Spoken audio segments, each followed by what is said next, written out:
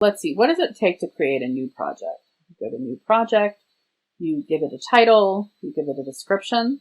DM enables you to add collaborators. So if there are other people, they have to have accounts on DM, but if everyone has accounts on DM, you can sign them up and you can add people as readers. That is, they can just see what you're working on without you making it public, but they can't change it. They can write, which simply means that they can do all the editing things, or admin, and admin would give them the ability to add other collaborators, to make their project public, and to delete the project. So you want to be really careful who you're giving admin and write access to. I have already made a new project for the purposes of these walkthroughs. So I'm going to go out and find my sample project. And there's already some stuff in here. So here we are in the sample project. And the first thing you want to do when you are developing a new project is think about the organization that you want. How do you want to organize your project? What the sections are? What content goes into each section? This kind of thing. So as you can see in the sample project, which is really random, I have currently one folder that's the introduction. I have a folder that's chapter 1 and a folder that's chapter 2. And this is pretty typical. The other projects that we took a look at are organized in a sort of similar way. You create your project and you want to create a new folder. You hit the new folder button. And every time a folder is created, it's going to be created here on the top level. To change the name, you just do that right here. We'll call this chapter 3. And then we can move it down. So we grab it and we move it down here. But you can also have folders within folders. So I'm going to make a new folder. Let's call this images. So in this case, we're going to have an image folder inside the chapter folder. So I'm going to drop it there. And if I open up chapter 3 now, you can see the image folders are here. And you can put as many folders as you have to in another folder. So here we are in chapter 3, we have this image folder, and now we want to start creating documents. We've already seen in the other projects that the documents go inside the folders. They can also be out on the main level. But generally, for most projects, you're going to be organizing them into some kind of system. There are text documents, which have this icon here with the 2 little T's. And if you import any images, the images will have a thumbnail. So if we look at these other chapters, each one has a text file and then the thumbnails of the images. So for chapter 3, we want to create a new text file. So you use this one here. You can create a document or an image. We're going to create a document here. So now we're in the text document. And the text document is going to look similar to what you find if you open up Google Docs or Microsoft Word. There's not as much going on, but the look is the same. So you have options for formatting. You have text size right here. You have this option for including a hyperlink, which is going to be helpful if you want to link to things that are outside of the project. So there's linking inside the project and then there's linking outside of the project. And you want to be able to do both.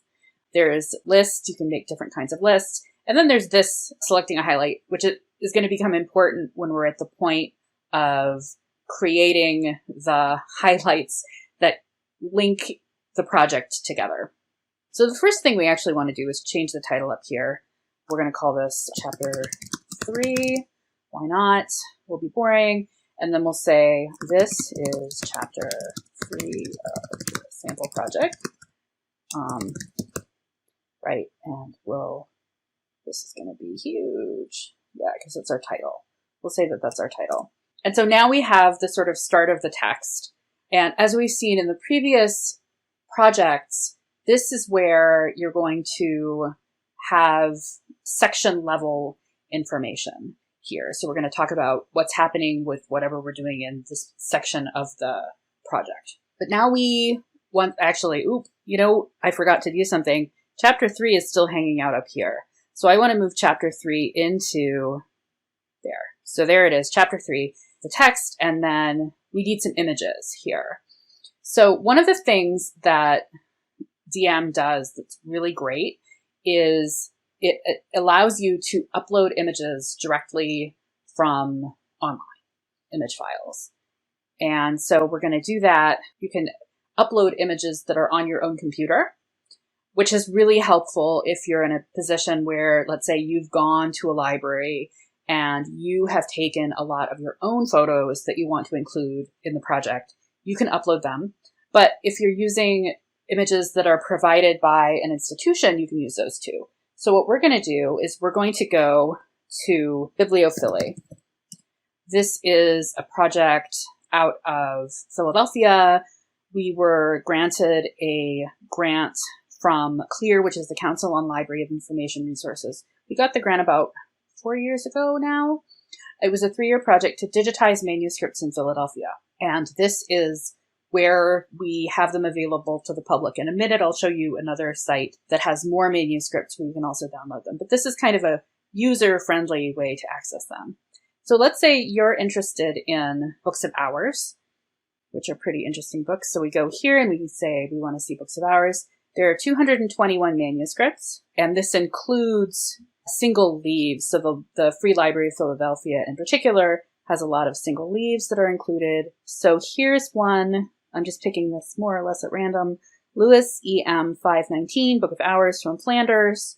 So we click on that and we get this nice little view of all of this. But one of the things you can do directly from the site is you can download the images.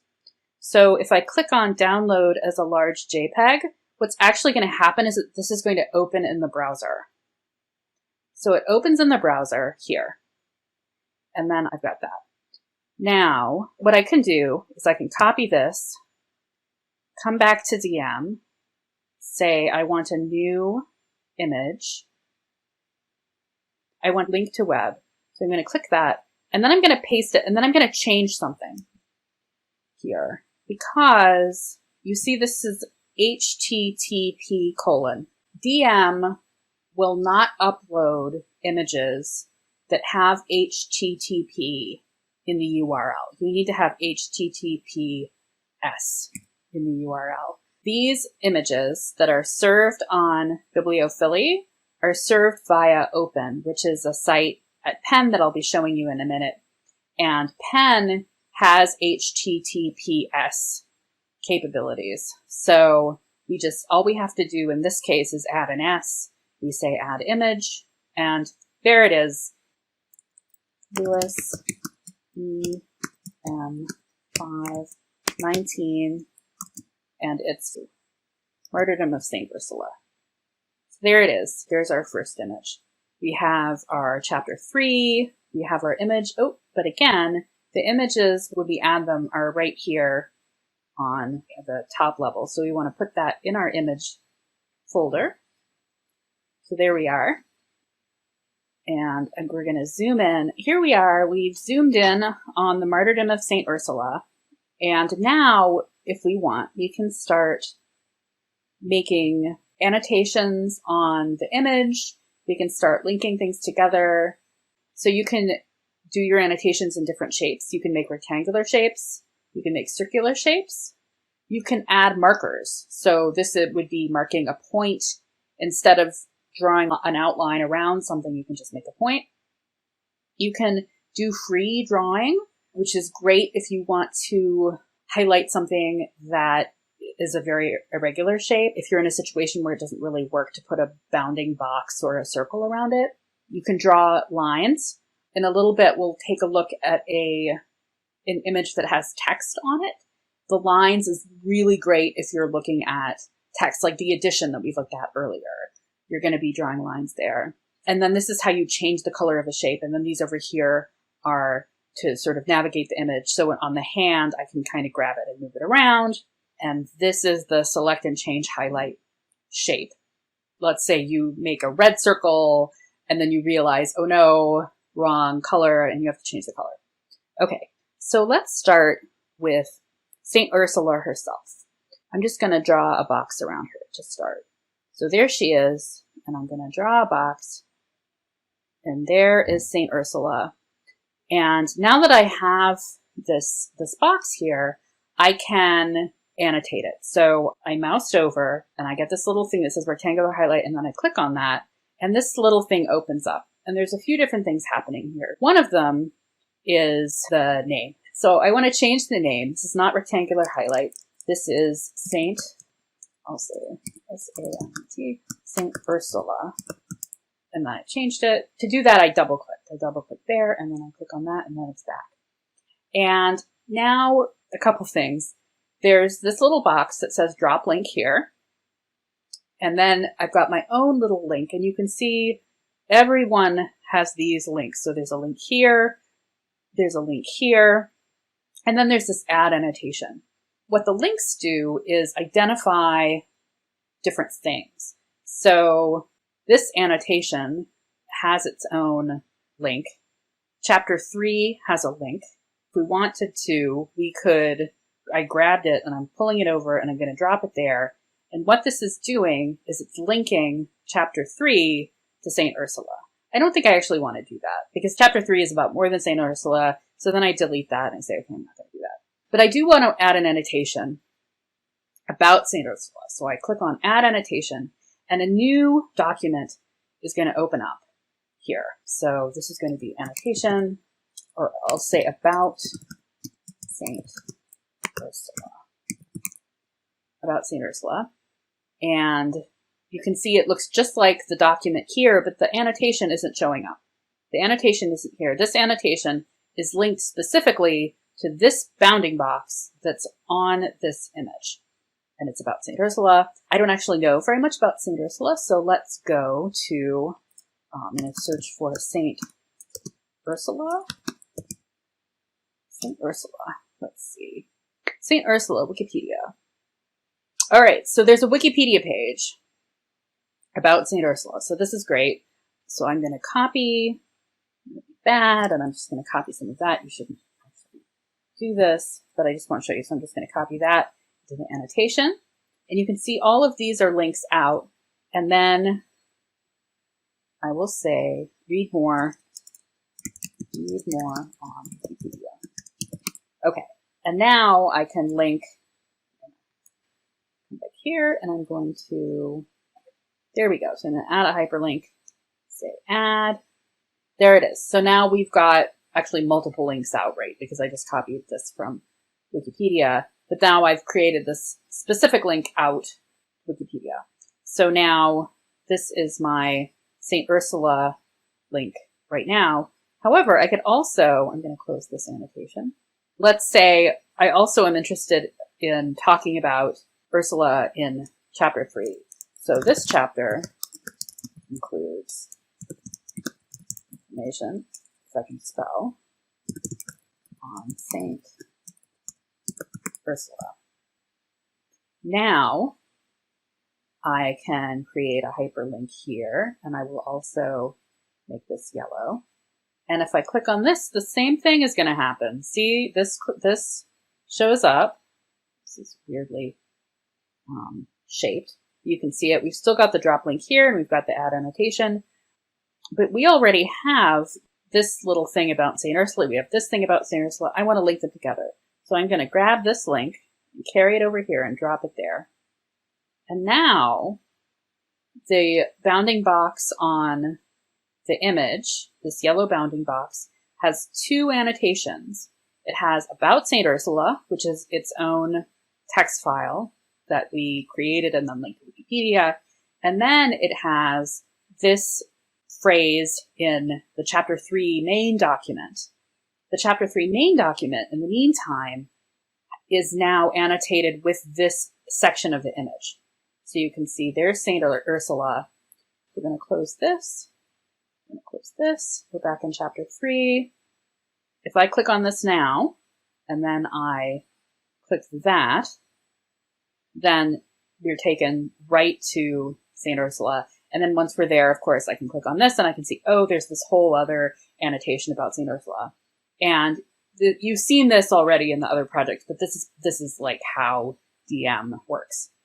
I do want to show you quickly the other ways to create bounding boxes because I think it's sort of useful to know.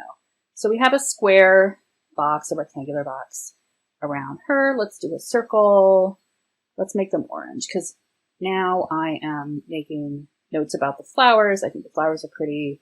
So, I gotta move that. Okay, so you see, I want to move it. I clicked on it. It wants me to do an annotation. I don't want to do an annotation. I forgot.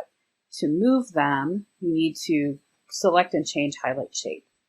So I'm going to select it, but doing this, you can also get to move it now. Okay, great. So I'm doing that. And it's actually bigger than I want it to be. So I'm going to make it smaller. Okay. A little smaller. There we go. And I'll do another one just for fun. I'll do another circle down here for, and again, I did that. Okay, and then you have to come back up here, click it, and it's a little hard. Grab it. There you go. And if I wanted to, I could have, let's say, this manuscript, in addition to having these great images of saints, also has some really interesting flowers in the margin. I could have another document here that's like all about flowers in the margin, and I could write out an essay about the flowers and then link to the examples that are here. And in doing the linking from the text to the image, the links would also go the other way. So if I was just looking at the image and I see these orange circles, I could, right, if I go back to my little hand, I could click on here and here, and there would be a link here that would actually take me to the document where I could then read all about that in the flowers. That's how the circles look. Free drawing is great. Let's do purple. I'm interested in this castle. So you just draw around him. Here we go. There. Here's the castle.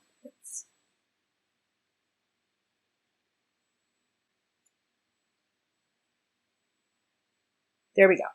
So now we've got this annotation of the castle, and we can do whatever we want with that. If we want to add markers, let's say we are interested in the trees that are here, but we don't want to outline every tree. So I just say there's a tree here, tree here. It looks like it wants me to, no, there we go. Tree, right, you get the point. So you can use the marker to do that. Or I've also used markers, for example, to mark people. So you put a little marker on each person here, and then you can say how many people there are, and you can annotate them the same way you annotate the other ones, and that's fine. Let's see. And then the lines are straight lines, but it might be more effective to show you that on a page that has some text on it. Okay, so this is a good time for me to show you Open and how to import files that are on Open directly. Bibliophily, I'm always going to show this first because Bibliophily is kind of a very user-friendly way to find manuscripts because it has the search and browse. But there are a lot of manuscripts at Penn that Penn hosts that we don't own that aren't on Bibliophily, that are on Open by themselves. So we're going to go to open.library.upenn.edu, but I am going to change this again to HTTPS.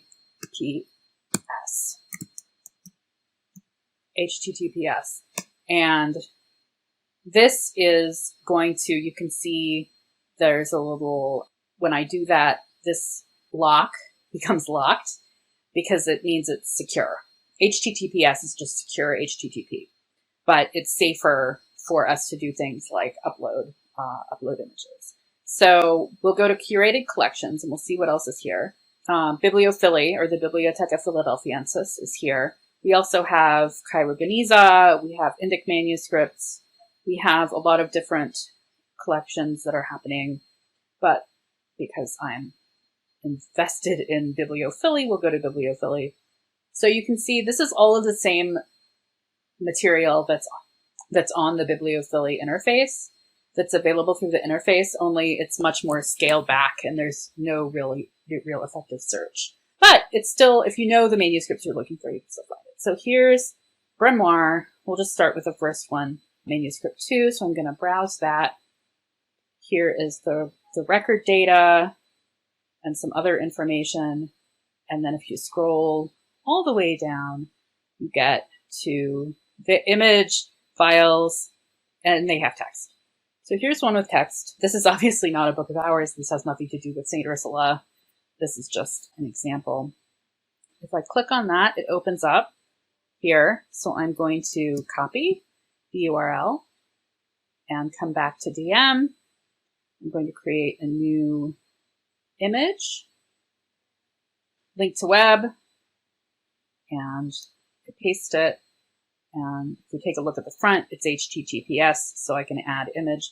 If you ever have trouble adding an image or linking to an image online, check HTTP versus HTTPS, because HTTP will not upload. All right, so here we are, and we have some lines. And so this is really just for me to show you how to do lines. So we're going to make green lines, because why not? I click here, and then click here, and it just makes a straight line. So if your lines aren't super straight, then, I forgot it did that. Do you see what happened? I went to make a new line, and it just continued the line. So it's just going to do that. So I don't want that. This is good, though, because I can show you how to delete. So we've made a mistake. We need to select this one, which is select and change highlight shapes. So you click on that, and it's hard to see, but there's now sort of a blue box all the way around it. And then I'm going to trash it. I'm going to delete the selective highlight. Delete. It's going to ask you, do you want to do that? Yes, I do. Okay, so let's see if I can fix this. So I want to draw a line. So I'm going to be a little more careful here. I'm going to do under each word there. So it's not totally straight all the way across. There we go. Okay, and then I go out, and so I click that, and so now that's the end of the line. I want to create a new line, so I go to draw lines, and now it's not going to do that again. It is good. And then I'll just do that one more time so you can see. You got it all the way. Click on the hand to say I'm ending my line. Click back on the line, drawing a new line. There we go. As before in the addition, I can select one of these and make a highlight. And sometimes you could do a full transcription. You could do a transcription of the line right there, or you could make a separate annotation. You could do a full transcription and then link the line here to the line in the transcription. There's different ways that you can do it, but that's basically it. So let's see. We've looked at uploading images. We've looked at creating documents. We've looked at creating annotations and linking things together. We haven't done search, so it is possible to search a project. I'm going to close this, and we'll say, let's see if there's anything about St. Ursula here. Yep, and then immediately we find these annotations and if I click on these, they would open back up. The other thing is this over here. So this is how the items are viewed when you open them up.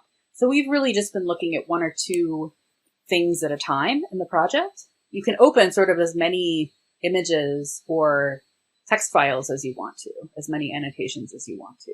If it's one by one, I open chapter 3 and then I open this image, and you see Ursula shows up underneath because it's one by one. So as we keep going, let's see, we'll take a look at she's got her annotation, and that will open also below.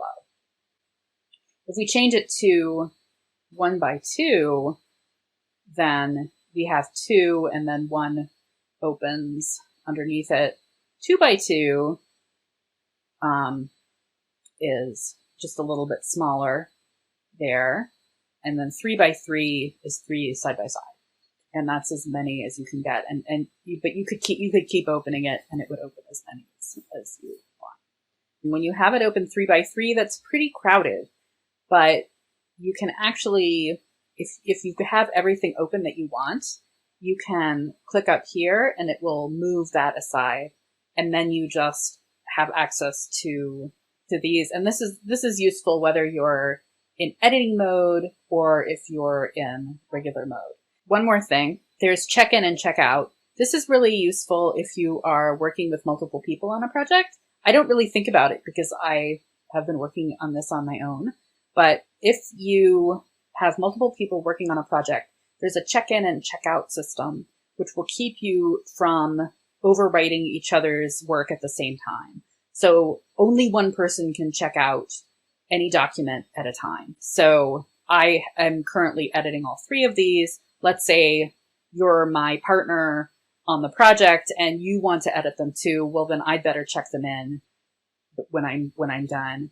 And now I can send you a text and I can say, hey, I'm done with my part of the project. Why don't you go in and check my work? Maybe you're my supervisor and you need to check my work, or you're my student and I have done the initial setup and I've left instructions for you. And now it's your turn to go in and edit it and follow my instructions. And then of course, when you're done, you will also check them back in. And that's how collaboration happens.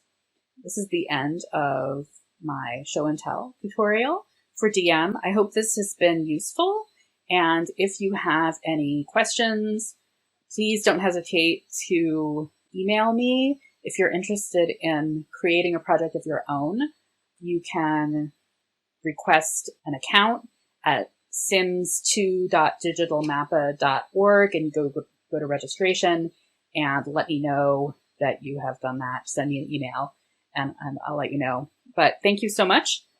And I hope this has been helpful. Bye-bye.